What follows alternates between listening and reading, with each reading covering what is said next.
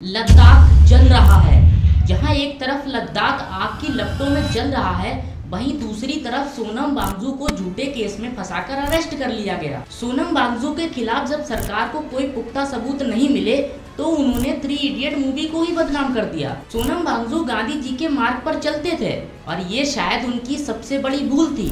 ये बात है 26 सितंबर 2025 की, जब सोनम वांगचुक के घर पर पुलिस घुस जाती है बिना किसी कोर्ट ऑर्डर के और उनके घर की छानबीन करने लगती है और उन्हें अरेस्ट कर लेती है। और अरेस्ट करती भी है तो करती है NSA रूल के थ्रू, जिसका मतलब होता है नेशनल सिक्योरिटी एक्ट। और यहीं पर सरकार का झूठ पकड़ा जाता है, क्योंकि सरकार ने जब ये रूल दिया था तो उन्होंने साफ साफ बताया था कि ये रूल सिर्फ आतंकवादियों के लिए यूज किया जाएगा। तो दोस्तों, सवाल अब ये है कि क्या गांधी जी के मार्ग पर चलने वाला व्यक्ति आतंकवादी है? लद्दाख में ये प्रोटेस्ट 4-5 सालों से चल रहा है और तब ये प्रोटेस्ट इतना हाईलाइट नहीं हुआ, लेकिन आज जब लद्दाख को मीडिया की जरूरत है तब मीडिया को ये प्रोटेस्ट नहीं दिख रहा है, और आज जब थोड़ा सा वायलेंस हो गया तब मीडिया को ये सारी चीजें दिख गई।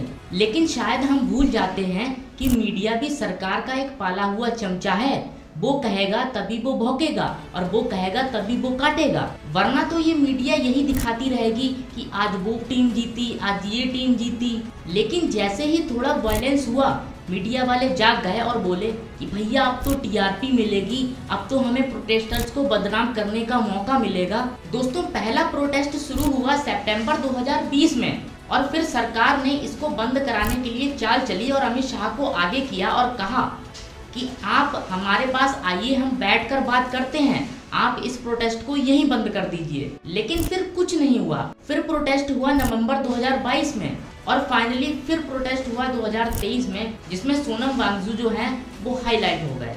पहले उन्होंने 5 दिन का क्लाइमेक्स फास्ट किया, लेकिन सरकार ने उनकी नहीं सुनी। फिर फरवरी 2023 में इन्होंने जंतर मंतर एक्ट चलाया, लेकिन यहाँ भी सरकार ने उनकी नहीं सुनी। फिर उन्होंने मार्च 2024 में हंगर स्ट्राइक किया 21 दिन का, लेकिन सरकार आंख कान दोनों बंद करके बैठा था और मानो ऐसे बैठा था कि उन्हें कुछ ना सुनाई दे रहा हो ना दिखाई दे रहा हो। फिर इन्होंने सितंबर 2024 को 1000 किलोमीटर की पद यात्रा की और फिर इन्होंने 5 अक्टूबर 2024 को हंगर स्ट्राइक किया 16 दिन का। और फिर होम मिनिस्ट्री की तरफ से एक लेटर आता है जिसमें लिखा होता है कि आइए हम बैठकर बात करते हैं, इसको यहीं खत्म करिए। लेकिन इस बार भी सरकार की बातों से लग रहा था कि वो 420 यहाँ भी करने वाले हैं और आखिरकार वो मजबूर हो गए प्रोटेस्ट करने के लिए। फिर 10 सितंबर 2025 को एक और हंगर स्ट्राइक होता है, जिसमें 2 प्रोटेस्टर्स की तबीयत जो है वो बहुत ज्यादा खराब हो जाती है और यहीं से शुरुआत होती है वायलेंस की। लोगों का गुस्सा अपनी चरम सीमा पार कर चुका था और इसको काबू करना काफी मुश्किल हो चुका था। दोस्तों, लद्दाख में सिर्फ 1 बजे से प्रोटेस्ट हो रहा है।